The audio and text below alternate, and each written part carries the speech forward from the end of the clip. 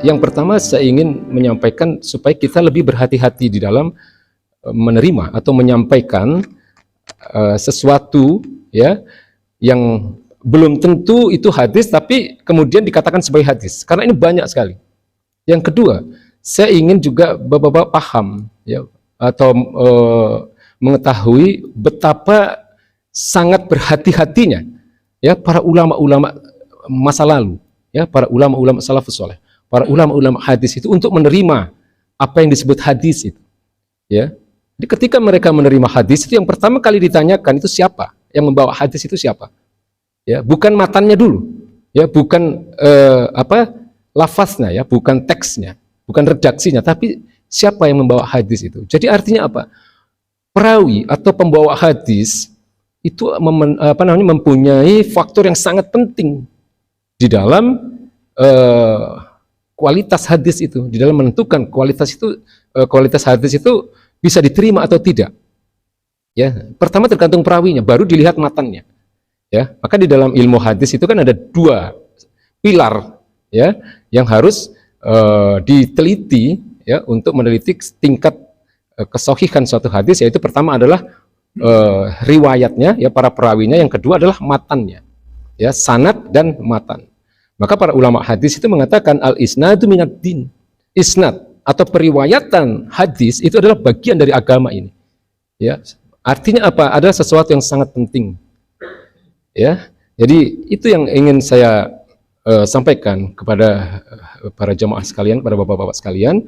Kenapa harus saya sampaikan ini? Supaya kita lebih berhati-hati ya dalam menerima atau menyampaikan apapun yang disebut sebagai hadis, dan juga supaya kita mengetahui bagaimana hati-hatinya para ulama-ulama masa lalu itu ketika mereka menerima hadis, ya, termasuk ketika mereka meneliti hadis itu.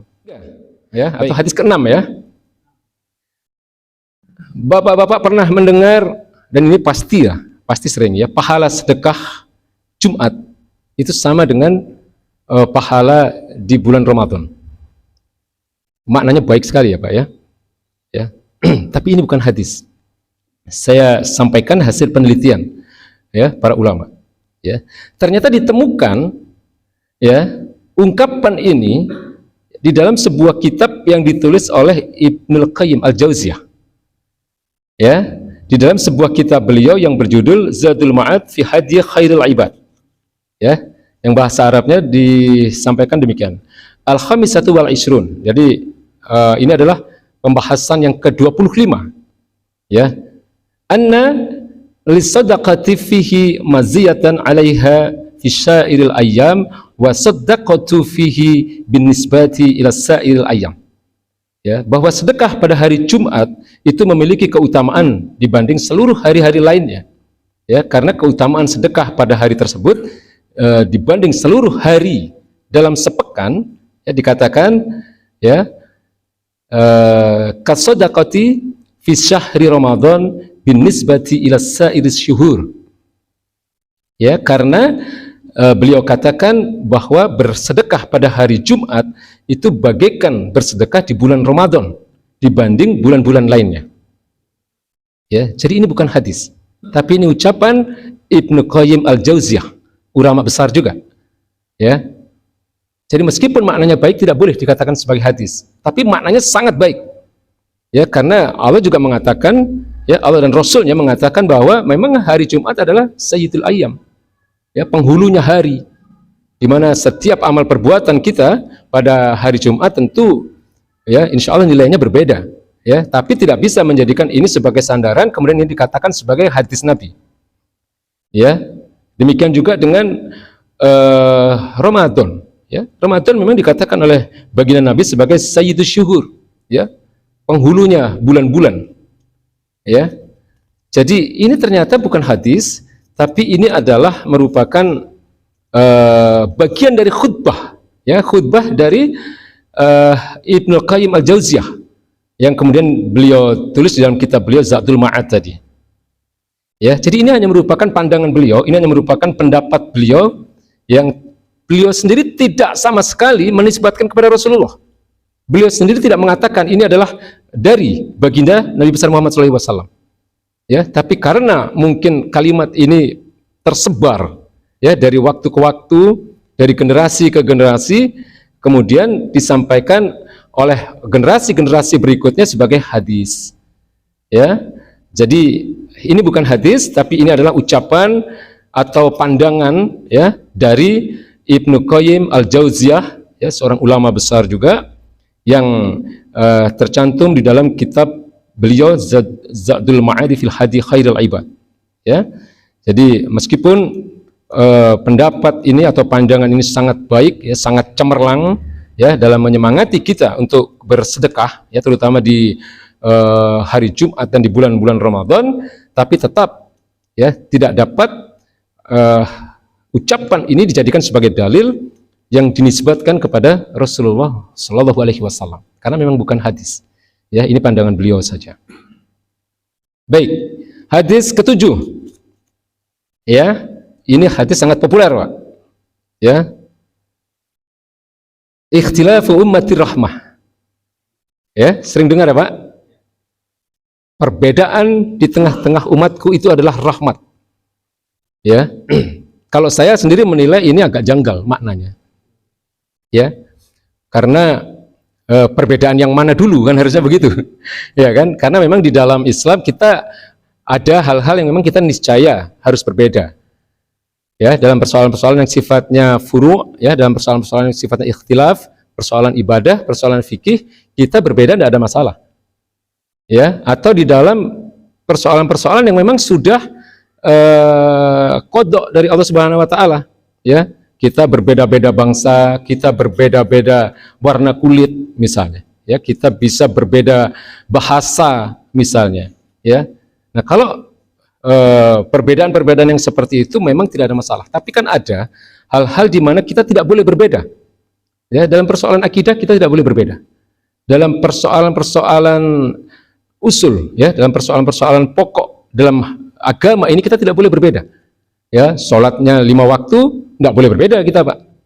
Ya, karena ada orang yang melakukan sholat seharinya tidak 5 waktu.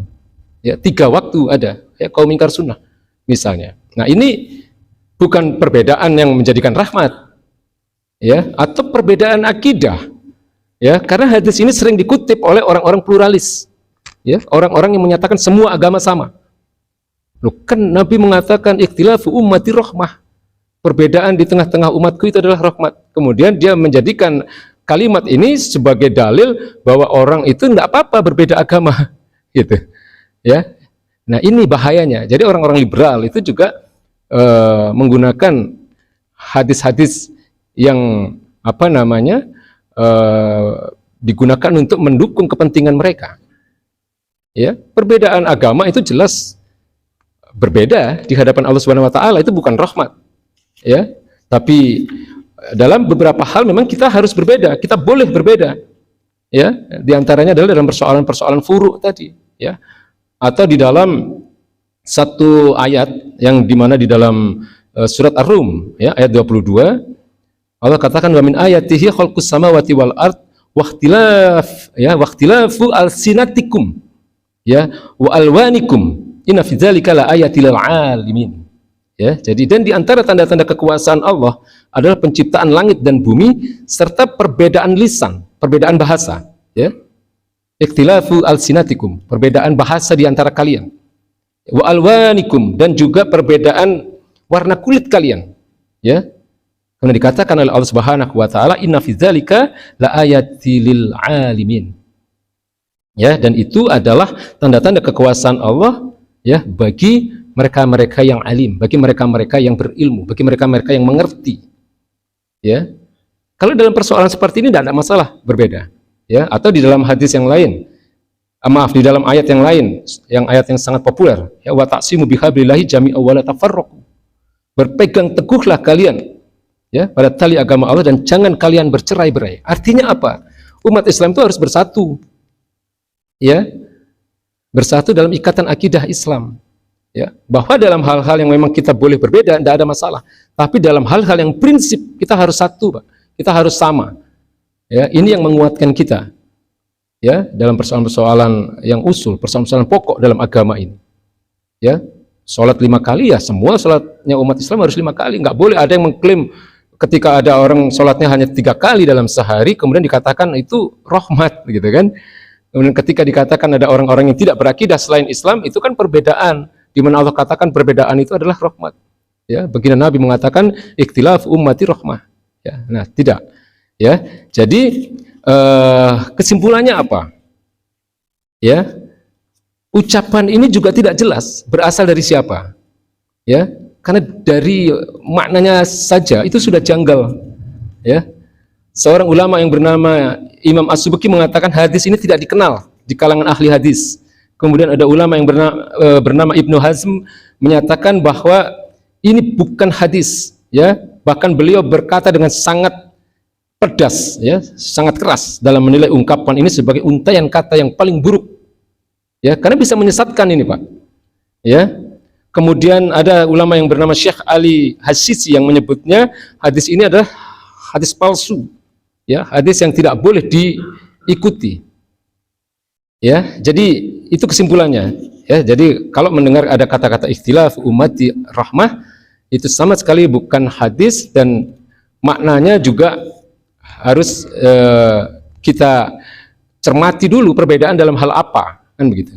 Ya, insya Allah bapak-bapak sudah paham lah di mana kita tidak boleh berbeda dan di mana kita boleh berbeda. Kan sering saya katakan. Ya, akidah nggak boleh berbeda kita, Pak. Kalau akidah itu kalau berbeda bahaya. Ya. Akidah itu kalau berbeda berbahaya. Dalam persoalan akidah kita tidak boleh berbeda. Kemudian dalam persoalan-persoalan usul, ya, persoalan-persoalan pokok dalam agama ini kita juga tidak boleh berbeda. Ya, kita boleh berbeda dalam persoalan-persoalan furu, dalam persoalan cabang. Ya, kunut nggak masalah. Ya, tarawih ada yang 11, ada yang 23, nggak masalah. Ya, bismillah dalam surat Fatihah ada yang jahar, ada yang sir, nggak masalah. Karena ini sudah diteliti oleh para ulama, ya, fikih, ulama usul fikih, ulama hadis, bahwa masing-masing punya dalil, ya. Dan ini memang tidak ada masalah, ya, tidak ada masalah. Baik.